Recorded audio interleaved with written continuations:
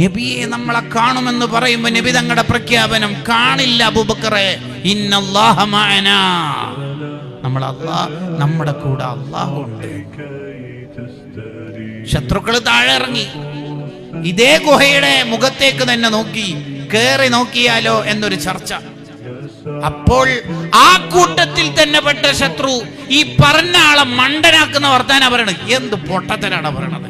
ചിലന്തി വലയുള്ള ഒരു ഗുഹയിൽ എങ്ങനെ ഒരാൾ കേറിയാ പിന്നെ ആ ചിലന്തി വല അവിടെ ബാക്കിയുണ്ടാവോ? പിന്നെ പ്രാവതല്ലേ മുട്ടിട്ടിട്ട് എത്തടാ ഈ പറയണത്?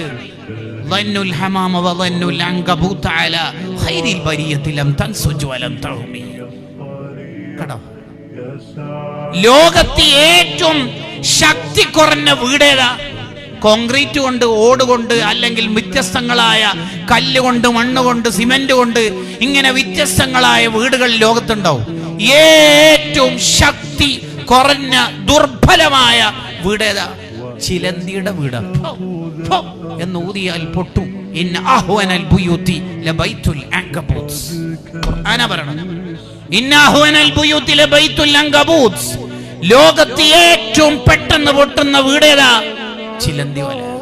ആ ചിലന്തി വലയെ കൊണ്ട് കെട്ടിയിട്ട അള്ളാഹു സംരക്ഷിച്ചത് എന്ന് പറഞ്ഞാൽ വിഖായത്തുല്ലാഹി അഅനത് അൻ മുളഅഫത്തിൻ. എനിക്കിപ്പോൾ ഒരാളെ സംരക്ഷിക്കണം എന്നുണ്ടെങ്കിൽ AK-47 ന്യൂക്ലിയർ ആറ്റം ബോംബോ റഡാർ സംവിധാനങ്ങളോ ബാരിക്കേഡോ ഒന്നും വേണ്ട. ഈ തന്നെ വേണ്ട. വെറുതെ അങ്ങോട്ട് വെച്ചത്.